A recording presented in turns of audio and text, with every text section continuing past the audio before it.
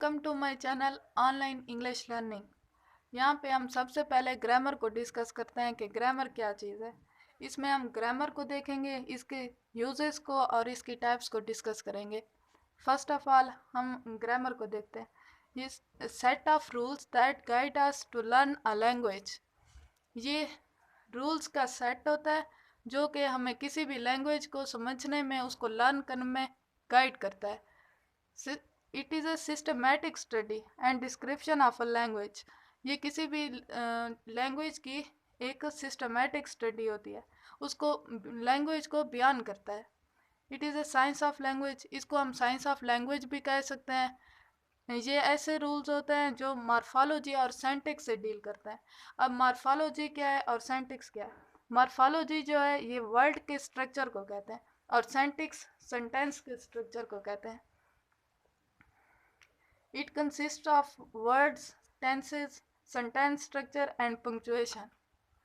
इसमें वर्ड्स होते हैं, टेंस के बारे में बयान किया जाता है, सेंटेंस के स्ट्रक्चर को देखा जाता है और पंक्चुएशन वगैरह को। जो वर्ड ग्रामर है ये ग्रीक ज़बान से निकला है और इसके मानी है क्राफ्ट ऑफ लेटर्स, मतलब के लेटर्स का फन। अब हम देखते हैं इसके यूजेस को। इसके यूजेस में है, फर्स्ट जो यूज़ है उसका explains form and structure of a word. ये किसी भी वर्ड की साख्त को बयान करता है, उसके स्ट्रक्चर को, कि वो वर्ड बना कैसे है। It helps to understand a language logically. ये किसी भी लैंग्वेज को समझने में हेल्प करता है कि लॉजिकली उस लैंग्वेज को कैसे बयान किया जाता है। It helps to comprehend a piece of literature as well as non literary text. ये किसी भी लिटरेचर के वर्क को या नॉन लिटरेचर टेक्स्ट को समझने में हेल्प करता है। It is use to differentiate between formal and informal text. ये फॉर्मल और इनफॉर्मल टेक्स्ट के दरमियान फ़र्क को भी बयान करता है। अब फॉर्मल क्या होता है और इनफॉर्मल क्या होता है? फॉर्मल जो होती है वो उसमें प्रॉपर लैंग्वेज यूज़ की जाती है, ग्रामर का ख्याल रखा जाता है। और इनफॉर्मल में जैसे हम दोस्तों में बैठ के गपशप करते हैं वो इनफॉर्मल होगी, और जो प्रोफेशनल लेवल पे टेक्स्ट वगैरह यूज़ होता है वो फॉर्मल होता है। It is use to decode text and messages. ये टेक्स्ट और मैसेजेस को भी डिकोड करता है। यानी कि अगर जैसे कि अब हम उर्दू लैंग्वेज को समझते हैं और उसको हम इंग्लिश लैंग्वेज में ट्रांसलेट करना चाहते हैं, ये उसमें भी यूज़ हो सकता है। इसके rules helps to understand not only our own language but also foreign language. ये सिर्फ हमारी लैंग्वेज को समझने में हेल्प नहीं करता, बल्कि दूसरी लैंग्वेज जो फॉरेन लैंग्वेज होती है उनको भी समझने में हेल्प करता है। It is use in translation of one language to another. ये ट्रांसलेशन में भी यूज़ होता है, जैसे हम उर्दू टू इंग्लिश ट्रांसलेशन करते हैं या इंग्लिश टू उर्दू ट्रांसलेशन, इसके रूल्स उसमें भी इस्तेमाल हो सकते हैं। और ये जो रूल्स होते हैं ये किसी भी नेटिव स्पीकर्स के लिए ज़रूरी नहीं होता कि वो ये भी रूल्स लर्न करे। उनको जो है वो चाइल्डहुड से अनकॉन्शियसली वो ये रूल्स लर्न कर चुके होते हैं। अब हम चलते हैं नेक्स्ट पेज पे, सेकंड पेज पे। इसमें हम देखते हैं कि इसकी टाइप्स कैसी हैं, टाइप्स कौन सी हैं। इसकी जो मुख्तलिफ टाइप्स हैं, फर्स्ट टाइप जो है वो है pedagogical grammar. Pedagogical grammar is a set of rules of a particular target language taught to the students of other language in an educational institute. ये सेट ऑफ रूल्स होते हैं एक ख़ास टारगेट लैंग्वेज के, जो कि स्टूडेंट्स को educational institute में पढ़ाए जाते हैं, ताकि स्टूडेंट इस काबिल हो सकें कि वो जो लैंग्वेज सीख रहे हैं, जो उनकी टारगेट लैंग्वेज है, उसको लर्न कर सकें, समझ सकें।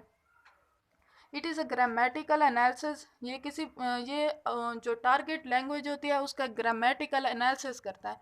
ग्रामेटिकल एनालिसिस से मुराद ये है कि उसमें कौन से पार्ट ऑफ स्पीच यूज़ किए गए हैं, वो कौन सा टेंस है, उसका स्ट्रक्चर कैसा है। इसमें ग्रामेटिकल एनालिसिस से मुराद यही है।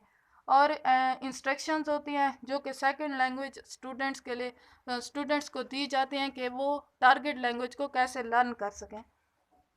सेकंड टाइप जो है वो इसकी universal grammar. Grammar which is used in almost all languages of the world. ऐसी ग्रामर जो तकरीबन दुनिया की तमाम लैंग्वेजेस में यूज़ होती हो उसे हम यूनिवर्सल ग्रामर कहते हैं। ये कॉमन ग्रामर होती है, जैसे कि नाउन और वर्ब, ये तकरीबन सारी लैंग्वेजेस में यूज़ होते हैं। थर्ड टाइप है इसकी ट्रांसफॉर्मेशनल ग्रामर। ट्रांसफॉर्मेशनल ग्रामर में ये होता है कि हम सेंटेंस को एनालाइज करते हैं मुख्तलिफ फ्रेजेस की बेस पे कि इसमें कौन सा फ्रेज यूज़ किया गया है, and principle used in a particular sentence is sorted out कि एक ख़ास सेंटेंस में कौन सा रूल यूज़ किया गया है उसे भी हम देखते हैं। इसकी एक एग्जांपल है the birds fly in the air. अब हम इसको देखते हैं इसमें कौन से फ्रेज यूज़ किए गए हैं। इसमें एक फ्रेज तो ये है इन द एयर, इसको हम इसमें प्रीपोजिशन यूज़ की गया है, इसको हम प्रीपोजिशनल फ्रेज कहेंगे। और दूसरा है द बर्ड्स, अब इसमें नॉन फ्रेज है, इसमें हम एक नॉन फ्रेज है और एक प्रीपोजिशनल फ्रेज है, दरमियान में वर्ब आया हुआ है, इसको हम ट्रांसफॉर्मेशनल ग्रामर कहेंगे। आगे हम फ्रेजेस को भी देखेंगे। फिलहाल हम देखते हैं इसकी नेक्स्ट टाइप पे चलते हैं, जो क्या है रेफरेंस ग्रामर। रेफरेंस ग्रामर जो है ये description of the grammar of a language with explanations. ये जो है किसी लैंग्वेज की ग्रामर को मज़ीद बयान करती है ज़्यादा एक्सप्लेनेशन के साथ, और उसके प्रिंसिपल्स को, रूल्स को भी बयान करती है। ऐसे प्रिंसिपल्स या रूल्स जो कि वर्ड्स को बनाने में, वर्ड्स, फ्रेजेस, क्लास या फिर सेंटेंस को बनाने में यूज़ होते हैं, इसको हम रेफरेंस ग्रामर कहेंगे। रेफरेंस ग्रामर जो है ये प्रोफेशनल लेवल पे यूज़ होती है। ये रेफरेंस टूल प्रोवाइड करती है हमें किसी भी स्पेसिफिक डिटेल्स को, लैंग्वेज की डिटेल को ढूंढने के लिए। अगर हम कोई भी, जैसे हम फ्रेजेस के बारे में, लैंग्वेज के फ्रेजेस को ढूंढ रहे हैं तो ये रेफरेंस टूल हमें प्रोवाइड करेगी। जनरेटिव ग्रामर इसकी नेक्स्ट टाइप है, फिफ्थ और लास्ट।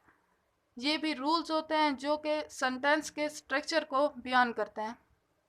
इसमें इंटरप्रिटेशन ऑफ सेंटेंस होता है, जो कि जैसा ग्रामेटिकल एनालिसिस भी इसको कह सकते हैं। ये नाम से जैसे ज़ाहिर है, जनरेटिव ग्रामर, जनरेट मतलब पैदा करना, इसी तरह ये सेंटेंस को पैदा भी करते हैं, प्रोड्यूस भी करते हैं, प्रोडक्शन ऑफ सेंटेंसेस। इसके एग्जांपल यही है, ही राइट्स अ बुक। अब हम इसको इंटरप्रेट करते हैं। इंटरप्रेट करने का मतलब यही है कि ये जो बुक है ये ऑब्जेक्ट है, ये जो ही है ये सब्जेक्ट है, और जो दरमियान में राइट्स आया हुआ है ये वर्ब है, और ये आर्टिकल है। ये हमने इस सेंटेंस को इंटरप्रेट किया। इसी तरह अब हम इन पार्ट ऑफ स्पीच को आपस में मिला के प्रोडक्शन ऑफ सेंटेंस भी कर सकते हैं। जनरेटिव ग्रामर में हम यही चीज़ देखते हैं। Thank you so much. अगर मेरी वीडियो आपको पसंद आई हो, आपको कुछ समझ आया हो, तो मेरे चैनल को सब्सक्राइब करें। अल्लाह हाफिज़।